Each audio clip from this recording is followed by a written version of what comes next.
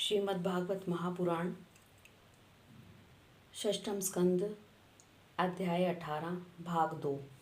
दिति व्रत के नियमों का पालन करते करते बहुत दुर्लभ हो गई थी।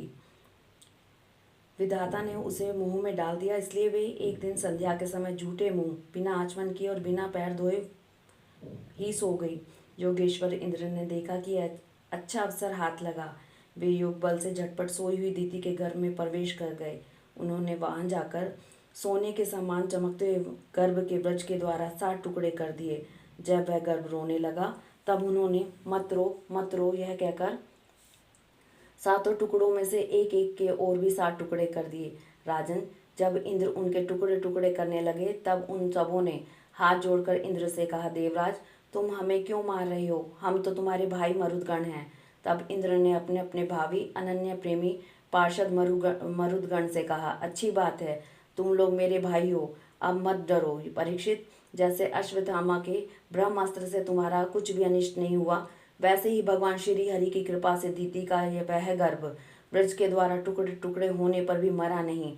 इसमें तनिक भी आश्चर्य की बात नहीं है, क्योंकि जो मनुष्य एक बार भी आदि पुरुष भगवान नारायण की आराधना कर लेता है वह उसकी समानता प्राप्त कर लेता है। फिर दिति ने तो कुछ ही दिन कम 1 वर्ष तक भगवान की आराधना की थी। अब वे 49 मरुदगण इंद्र के साथ मिलकर 50 हो गए। इंद्र ने भी सौतेली माता के पुत्रों के साथ शत्रु भावना रखकर उन्हें सोमपाई देवता बना लिया।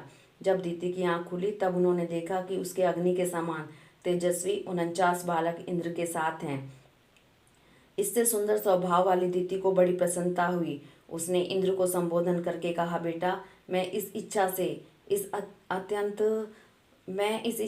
अत्यंत कठिन व्रत का पालन कर रही थी कि तुम अदिति के पुत्रों को भयभीत करने वाला पुत्र उत्पन्न हो। मैंने केवल एक ही पुत्र के लिए संकल्प किया था, फिर ये 49 पुत्र कैसे हो गए? बेटा इंद्र, यदि तुम्हें इसका रहस्य मालूम हो तो सच सच मुझे बतला दो, झूठ न बोलना।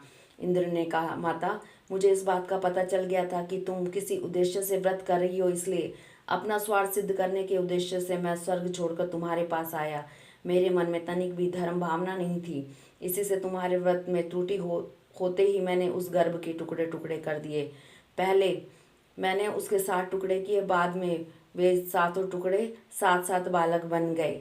तब वे भी न मरे बल्कि 49 हो गए। यह परम आश्चर्यमयी घटना देखकर मैंने ऐसा निश्चय किया कि परम पुरुष भगवान की उपासना की यह कोई स्वाभाविक सिद्धि है।